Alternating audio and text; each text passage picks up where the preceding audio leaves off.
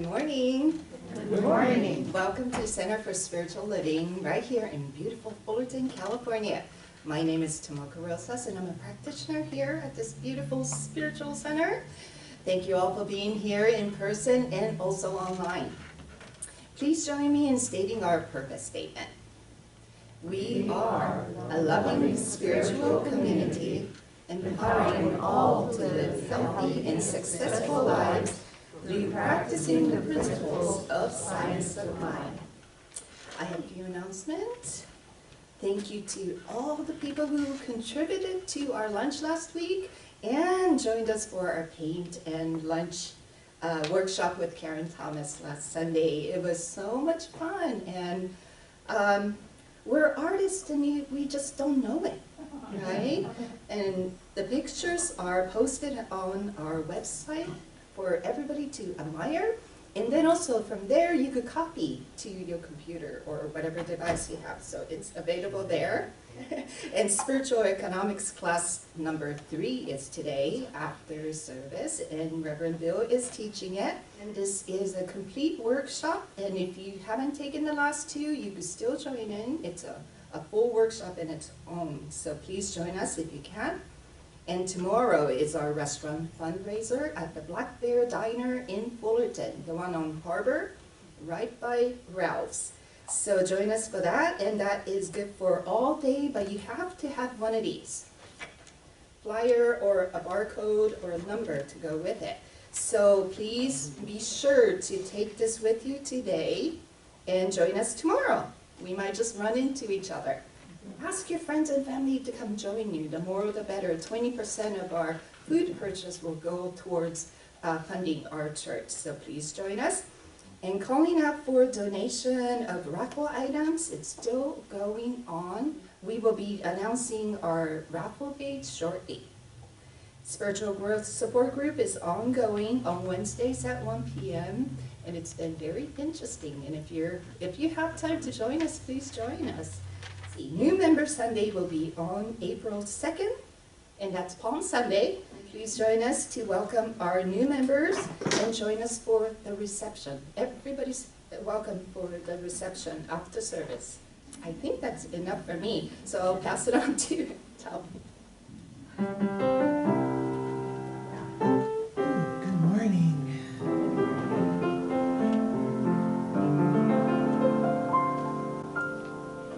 I need to be still and let God love me. I need to be still and let God love me.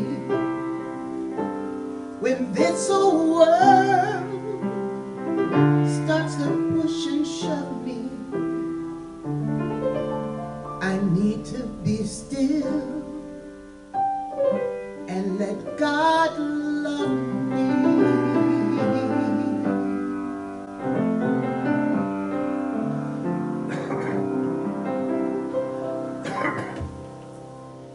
Good morning. Good morning. God is at the center of everything we do. I know that Spirit surrounds and supports everything we do in our lives. We know that every decision we make, every choice that comes before us, is the expression of God working in and through us. We know we are truly blessed and children of God. We are renewed each day and given opportunities that make that day and each day a blessing. We know our service today is perfect, whole, and complete, and in divine right order. This is the opportunity I take to thank those who make our service possible. I'll begin with the Board of Trustees, whose time and service means so much to all of us. The ushers and greeters who smiles warmly welcome the old and new each week. And I bless all of those volunteers that make all our events throughout the year and make the extra money for our church. I bless and thank my fellow practitioners whose prayers each week strengthen our message and support those in need of prayer. I bless the sounds of our singer Debbie today, and Tommy, who had that very special touch to our service. I also bless the teachers for their dedication to our children each week. and the parents who bring this loving philosophy into their young lives. And last and not least, and if I've forgotten someone, we thank you too, but Reverend Dr. Bill, who brings us a personal message each and every week, delivering one of hope and one that we need to hear. I declare this service a blessing for each person involved, and so it is.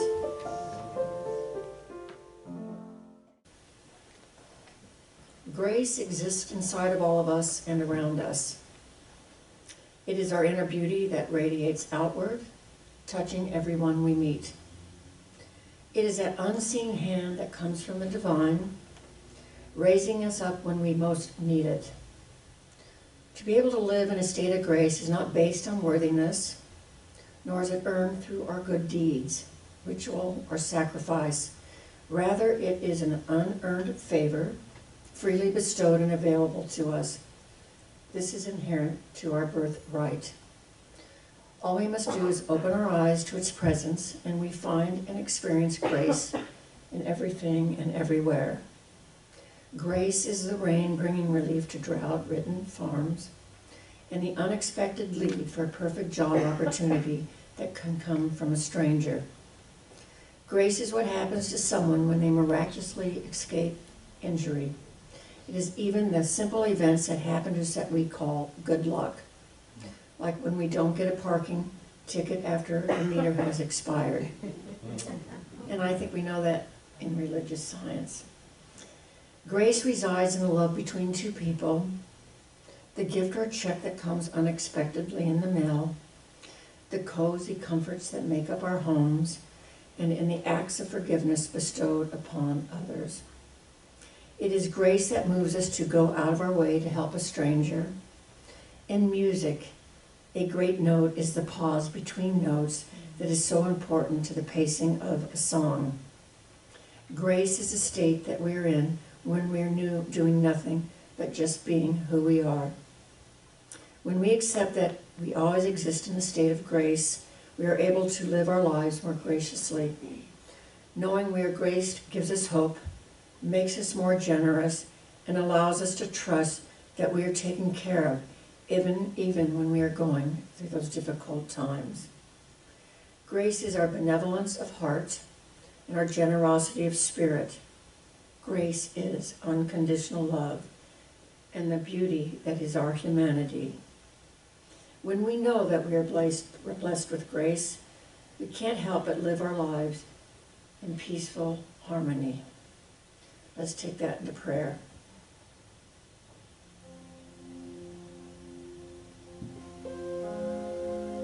To see a world in a grain of sand and heaven in a wildflower, hold infinity in the palm of your hand and eternity in an hour. The universe is loving, communicative, and intelligent. There is only one God, one Spirit, for it's all God, all action and all things.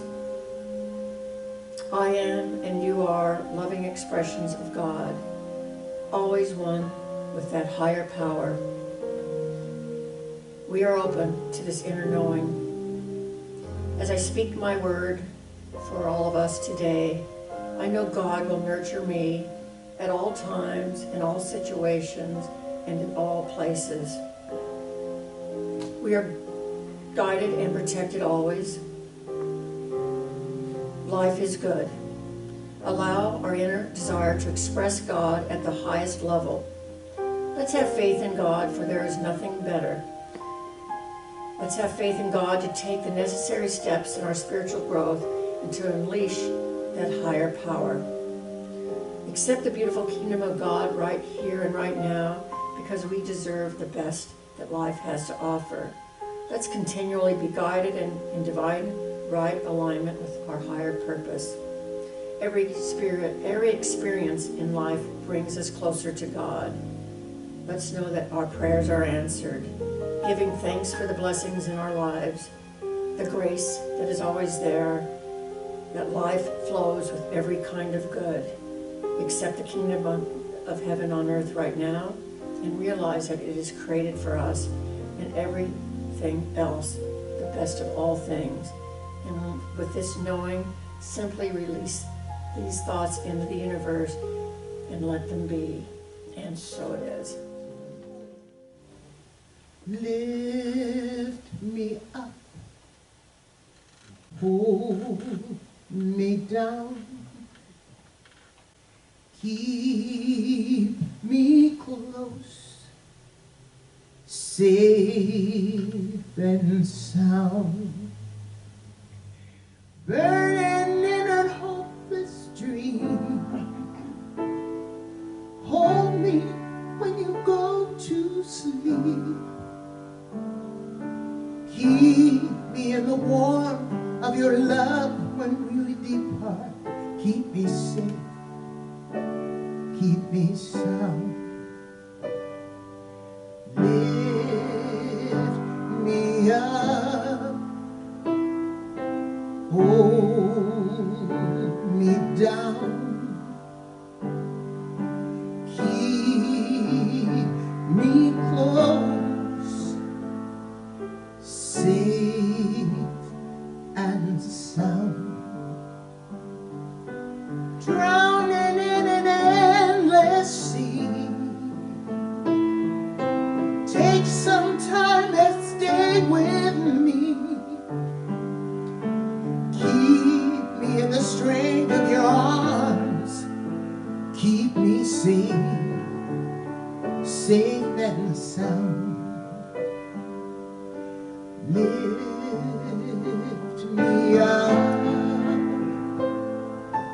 hold me down, keep me safe, safe and sound. Burning in a hopeless dream. Hold me when you go to sleep. Keep me safe. We need light. We need love. We need light. We need light. We need light. We need love.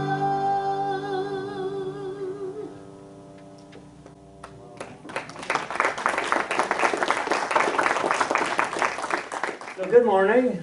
Continuing with this month's theme, March Metaphysical Madness, that somehow or other, in some manner, includes at least all of us. Hey, this is National Women's Month. So how would I even consider starting something off without a quote from your friend and mine, St. Hildegard of Bingen. She says, and make no mistake about this, take notes if you wish, the divine feminine manifests as the cosmic Christ, as the divine image in all beings, as the goddess in nature, as the God within of mysticism, as the circle that is divine power, as love, as the omnipresence of creativity, as the work of compassion, as the fierceness of the warrior, as the keeper of the creative fire. And if that wasn't enough for you, I got one more. We might as well just hear them both right now, right? From Teresa of Avila. The important thing is not to think too much, but to love much. And so to do whatever best awakens you to love. And I don't want to make a big deal out of this, but those sorts of things, when they come through us and radiate out into this world, that is the divine feminine within us doing that. So don't think we all don't have a little bit of that. And it would do us well to nurture that from time to time. I know that we raise little boys to play war and guns and like that, and little girls to play with dolls. But that doesn't mean anything within us when we get a little bit older and come to understand what the world is all about. So, let's talk science of mind. I have a suggested supplemental reading to our Science of Mind textbook by that great author, not his real name, I don't even know what his real name is, Lewis Carroll. You know, we've learned so much over the years from A.A. Milne and Dr. Seuss. We can learn a lot, too, from Lewis Carroll. So, I'm thinking Alice in Wonderland. Because the title of today's talk is Mad as a Hatter. Where did we get that from? Where did we get that from? That was a real thing. Because back in like the 1800s, and even before, they used to make hats in factories, and they used this chemical that the FDA would never approve today. You can only get it on the black market.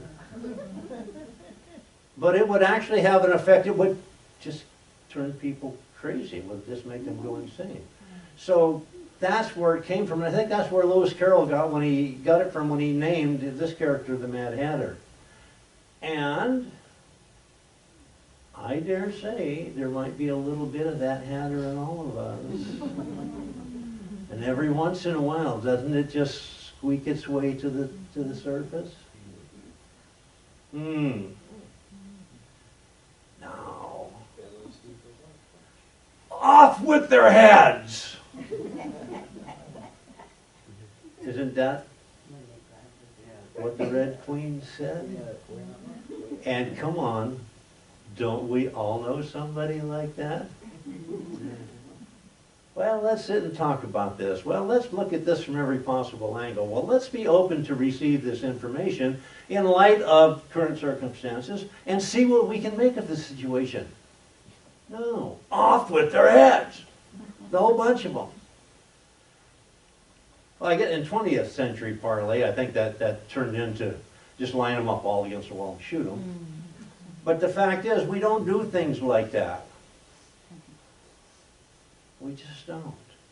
The beauty of Alice in Wonderland is after she goes down that rabbit hole, there's another great little piece, isn't it? Who else has ever gone down a rabbit hole of some sort? I go down them all the time. And it used to be, years ago, when I'd go down that rabbit hole, I would, I'd just throw my hands up and say, what in the world am I? Hello, I can't do this, I can't get out of this. This is never going to end for me. It's all over now. I'll never be the same. Life will never be the same. And it turns out life will never be the same once we understand how to handle what we find when we get down that rabbit hole. It'll never be the same when we rely, when we fall back on, when we depend on, and when we prop up and shore up our spiritual principles and practices. Because we know in this philosophy that there is nothing that can unground us. There's nothing that can co-opt our divinity, our safety, our security, without our implicit agreement. So once we learn that, with that one power behind us, that power that created everything that we see and ever will see, and that presence that is within us and allowed to work through us into this world, we're good. We don't worry about getting lost down there, as the character said, when things get curiouser and curiouser. And when they do, that's when we just stand tall in our divinity and we say, thank you, no. You got the wrong party. I'm not in this. And then, what do? We spiritually, even intellectually if we must, transcend those situations, and we get ourselves back into that groundedness, that being grounded in it, that one consciousness that grounds all being, including us.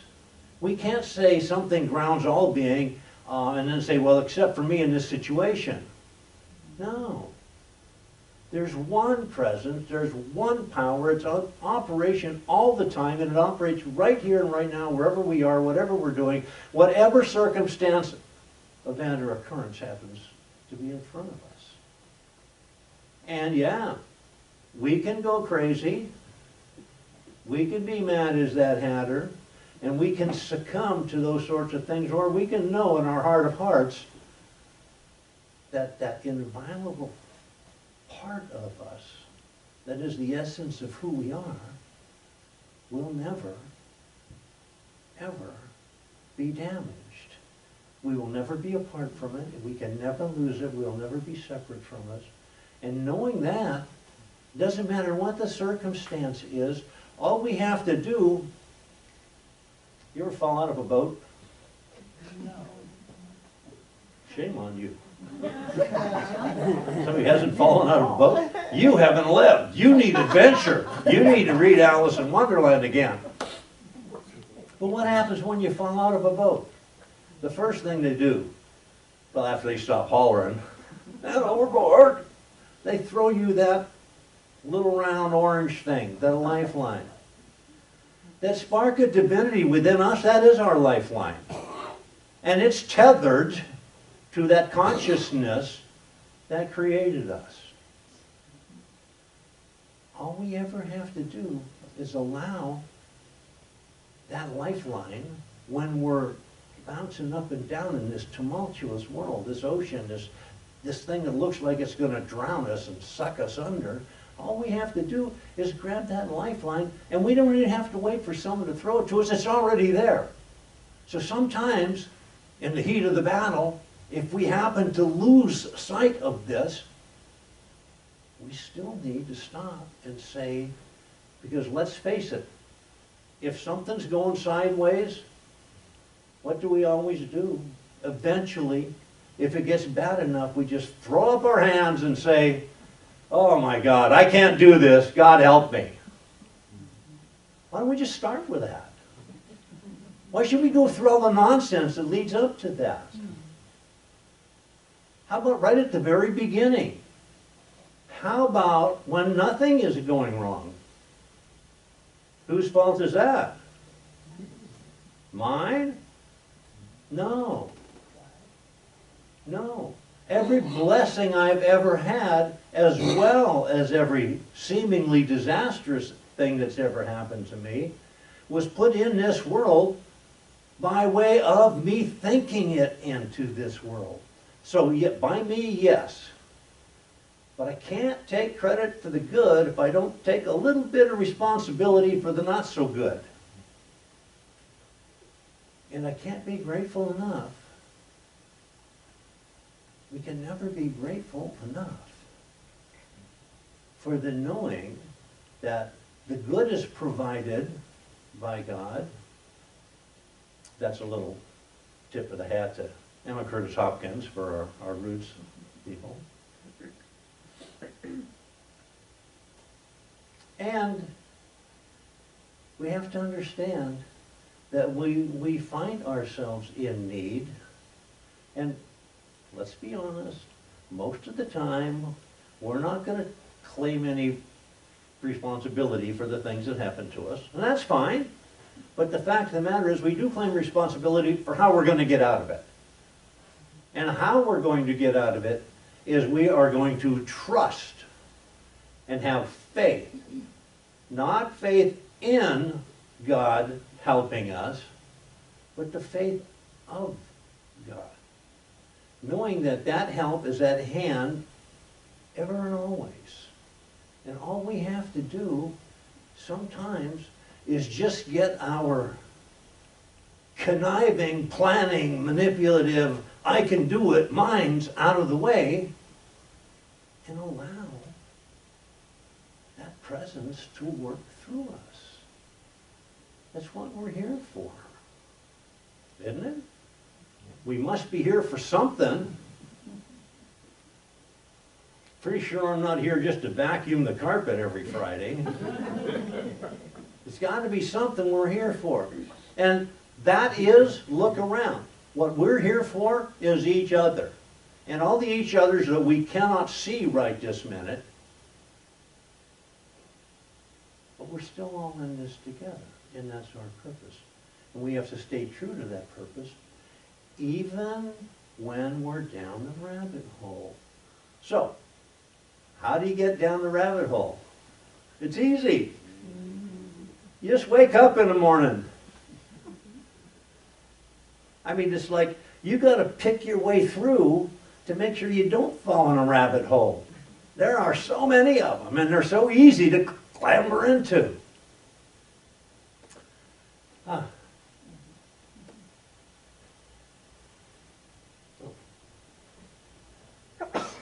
You ever heard of Edith Piaf? Very famous French singer from like around 1940s, 50s, like that. She had a song that was a huge international hit called No Regrets. I don't know what the name of it was in French, but she sang it in both languages, French and English, and it was a really simple song. Really simple song. And she sang it mostly for those poor young guys that were in the French Foreign Legion and involved in this war in Algiers. And basically it said this: I'm dropping all my baggage, forgetting the loves I've had and lost. I'm forgetting the things I did that I probably wouldn't be too proud of right now. I'm forgetting the fears I've had as I've traveled through this world. I'm forgetting everything, and I'm starting over right now. Right now. I didn't even know she was involved in Science of Mind. Turns out she must have been. And we have that ability. We don't have to plan for it. We don't have to flip open our day planner and write it in at a certain date. And we don't have to study up for it. We don't have to read for it. And we don't even have to listen to other people tell us about it. All we have to do is, when we are ready to do that, wherever we are, whatever time it is, we just say, enough. Thank you, God. I'm yours. And you're going to steer me through this. And I'm not going to worry about anything coming my way, because I know that I will not receive anything in my life that I'm not powerful enough to handle once I get out of my own way and allow that divine consciousness to work through me. So, I just happened to select a couple of juicy quotes I thought I might look at from Alice. And the one I like, and this is what made me realize that Lewis Carroll indeed was a religious scientist, when Alice said, "It's no use going back to yesterday because I was a different person then." I was a different person then. So it didn't matter what I loved or lost yesterday. I want you just to sit here for a minute. And those of you who have enough years to do this, think back 30 years, or think back 20, or think back 10, or think back 5, and tell me, the things that you thought were going to end your world at that time, did they? No, they didn't. And yet sometimes, don't we have this penchant for kind of holding on to the idea? It's almost as if we wish, I wish I could go back into that fear. No. No. There has never been anything in any of our lives that has totally and completely destroyed that spark of us that is that tether to God, that is that lifeline, that is that life-saving thing. So why would we go back to yesterday? Let's just say that yesterday, whatever day you want to choose as yesterday, let's just say that was the most glorious day in your life. The greatest time ever. And you remember those feelings, that exuberance, that love, that joy, that brilliance. Why would you want to go back to that? That's back there. And what we have to look forward to is something way bigger and brighter and happier and loving than that. So we not only don't want to go back to the past for those untoward things, we don't want to go back to the past even for the great things. Except maybe to remember that feeling and then look around to see where it is. Because it's still here. It's here. And the one thing that we know is in a timeless, spaceless eternity, within which, by the way, we all live. We are right this second. It's true we're inside that little bubble within it that has space and time, but the fact is, that's so unimportant in the overall scheme. That's so unimportant cosmically. It's important to us to navigate this planet, and most of us do a good job of doing that, and that's great, but we cannot lose sight of the fact that this, what we're doing today, in terms of days, weeks, months, years, decades, our life, this is temporary. Temporary. We got something so much grander than that. We have eternity. We have infinity. And because there is no real space and time, all of that good, all of those feelings that we had at the greatest moment in our life, they're still right here.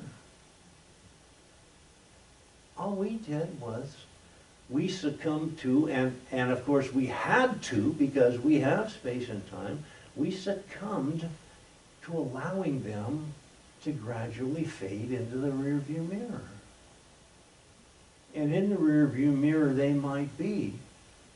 But in reality, with a capital R, the reality that is the divinity that we are, it never went anywhere. It's kind of like reading a book. We read the best part of the book, and then we turned the page and kept reading. You can't go back to that best page, because it wouldn't have the same meaning to us then. Going back to anything doesn't have... You can't go back there. Much as we want to try, but we can do better than going back there, because we can go forward into that mystery, if you will, that mystery that requires that adventurous part of us to say no to the mundane, no to the drab ordinariness of daily life, and find where that glory is again. Because it never went anywhere. It's still here. And it's all here, right here. Remember, in that eternal moment, there's no differentiation. It's not some of it over here and some of it. It's not like a jigsaw puzzle where we got to put it together. No, once we get our heart, our soul, our divine nature into that, it's all there, right now, in all of its glory. Another thing, now, there was that one little short quip. We're all mad here, down the rabbit hole. There was something I did forget to mention. That we all, collectively, have gone down the rabbit hole. This is the rabbit hole. If we allow the importance of everyday things and occurrences to supersede, to override that part of us that knows its place in God, then we're still in the rabbit hole. We don't need to go to the carnival and look in those funky mirrors to see weird stuff. We are the weird stuff. As long as we're allowing that to happen. And I know we do it every day, and we're so used to it we don't even know what's going on until something extra sharp hits us, smack in the forehead. That's when we need to understand that, yes, we're in that rabbit hole. We're all mad here. In order to get out of that, what do we have to do? We simply have to clamber back into the real reality. Let this go on. We can't stop it anyway. Let it go on. You know, have you noticed? Stuff just happens. I cleaned that up, by the way. Stuff just happens. That's not what's important. What's important is our response to it.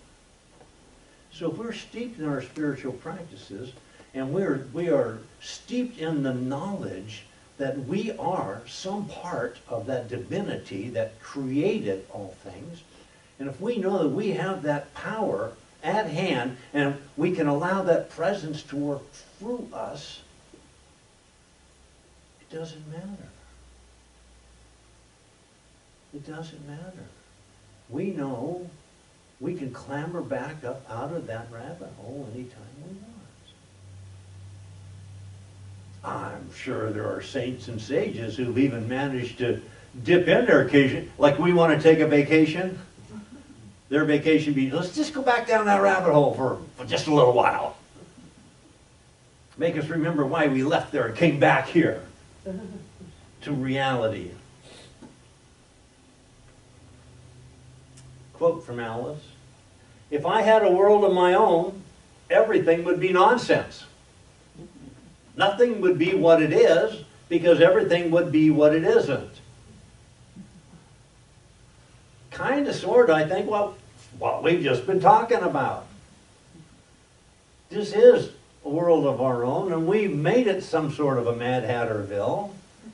And the fact is, now we spend the rest of our time trying to get ourselves grounded and centered to that point where we can live within it without being swept up by it. Isn't that what we say? To be in the world but not of it. We're going to be in the world because we don't have any choice. We weren't given a list of options. You know, there's no cosmic travel agency where we get to and they say, well, okay, which universe would you like to be in?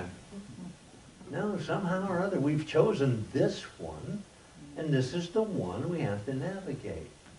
That does not mean that we should dispense with that cosmic reality that grounds us in our divinity.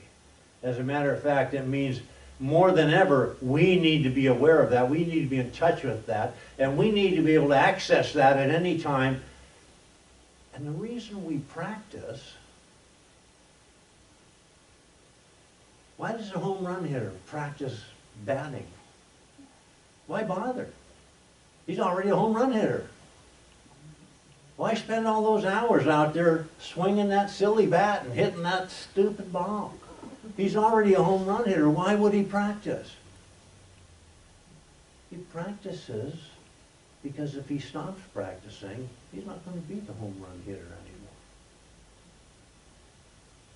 When we stop practicing our spirituality, when we stop practicing the knowing of our divinity and the living and acting from that place, we're just going to be like that home run hitter. We're going to be on the bench. We're going to still be part of the game. That's just how it is. We're just not going to be an important player in it. Can you imagine not being an important player in your own game?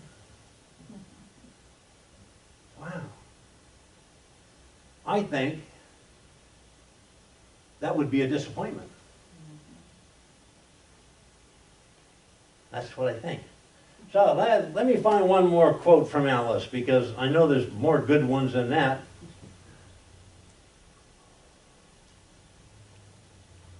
Ah, yes, she said, "Who in the world am I? Ah, that's the great puzzle." And it is a great puzzle. And I want to skip over that because it just came to me. There was this other really interesting passage where she comes across a lady who's holding a baby. And apparently, now we all know that babies are just the cutest little things. Yeah, for the first couple of years anyway. But this lady was looking at this baby and she said, "Pig!" And Alice thought she was talking to her, and then she realized she was talking to the baby. Well, because the baby wasn't really that cute. I think it turned out that the baby wasn't the baby she thought it was after all, that it was a baby pig. Anyway, it goes scurrying off, and Alice remarks to herself, "Wow, that would have made an ugly baby, but it made rather a handsome pig." Don't we have things like that in our life, that we confuse whether they're good looking to us or whether they're not, whether they're important to us, whether they're not, whether there's something positive in there or whether there's not? And really, being a handsome pig is probably the pinnacle of pigness. We wouldn't call a handsome pig ugly, but for some reason, if we have a person that looks like a pig, we call that ugly. We have to understand the difference. We have to understand that this, whatever it is, has its own beauty. It's beautiful for what it is. It might not be beautiful in another arena, but it's beautiful for what it is. The dirtiest mud puddle in the world is a beautiful mud puddle in itself.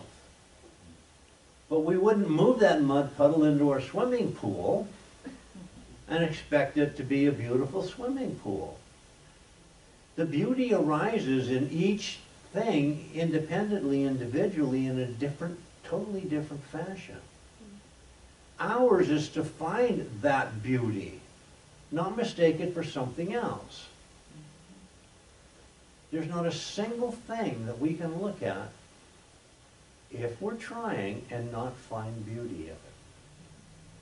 There isn't. There just isn't. Especially when we're looking at other people.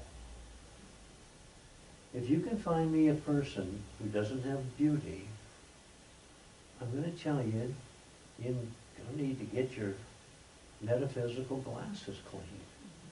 We're going to have to do an eye transplant on you. Because it doesn't work that way. Beauty is everywhere. Beauty is everything. Beauty is what each of us is. And I don't care how that looks. I don't care how that shows up in the world. There's no such thing as a creature of God, made of God's stuff and powered by God energy, that is not the most beautiful thing in the world. And if we're not seeing the beauty, we have to revisit our definition of beauty and what that standard should be. So I think I'm just going to leave it at that, except to say this.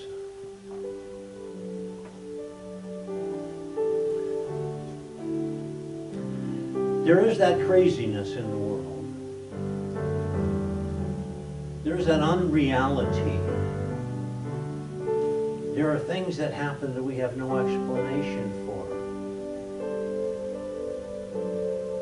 Yet at the same time, it's all God. There is nothing that is not. We need to find the beauty in everything. Whether that beauty is something physical, whether it's emotional, whether it's metaphysical, whether it's a lesson, whether it's a little pearl, whether it's a nugget of truth, of good in something. Because those little nuggets are indeed, promise you, in everything. And I know that as spiritual people who practice our spirituality on a daily basis, so that when we need it, it's there and available. And when we need it, by the way, is every minute of every day, in every occurrence and circumstance where we're going to run across. But when we do that, we know that we are grounded in spirit, and we can find our way out, and we can find the beauty within. And between that, those two things, finding our way out of spots we don't want to be in and finding the beauty in everything we run into, it just can't get any better than that. And I just say thank you, God. Thank you for this capability. Thank you for allowing me. In fact, thank you for working through me to the point that I do see this beauty and I understand reality with an R, even though I live in reality with a small r. So I just say thank you, and it's with grateful heart I just let this word go out into that subjective consciousness that provides for me exactly what I expect from it. I just say thank you, thank you, thank you. And so it is. This is our time to shine our light, to share our abundance. We know that all of our good comes from that one source, God, and for this we are grateful. Thank you for your continued financial support as well as emotional and loving, heartfelt support, because it's that financial support that keeps us going. And for those who are not in attendance but watch this on video and continue to hit that donate button on the website and send in their tithes, thank you. So let's just know that we bless these gifts, these tithes, these offerings, knowing they are given from the central core of who we are, which is God made manifest on this plane. We send them forth to do their good work in this community and in the world at large, with no strings and no conditions. And so it is.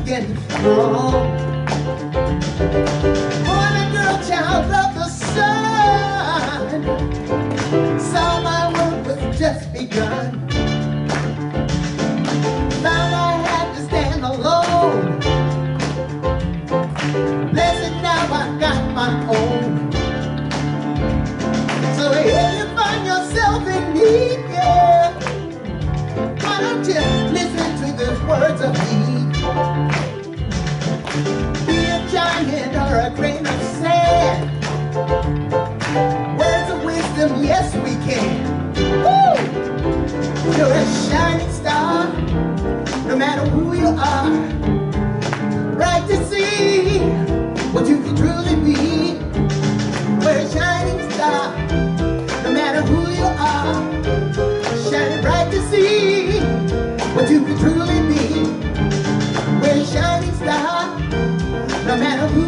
Shining bright to see what we can truly be. Shining star for you to see what your love can truly be. Shining star for you to see what your love can truly be. Shining star for you to see what your life can truly be.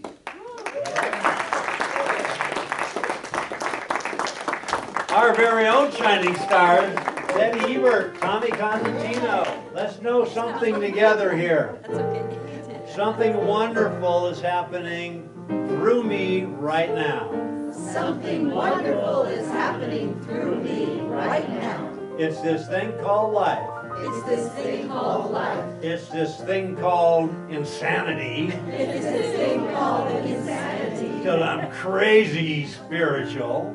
Because I'm crazy spiritual. And I'm coming out of that rabbit hole. And I'm coming out of that rabbit hole. Thank you, God, in me. Thank you, God.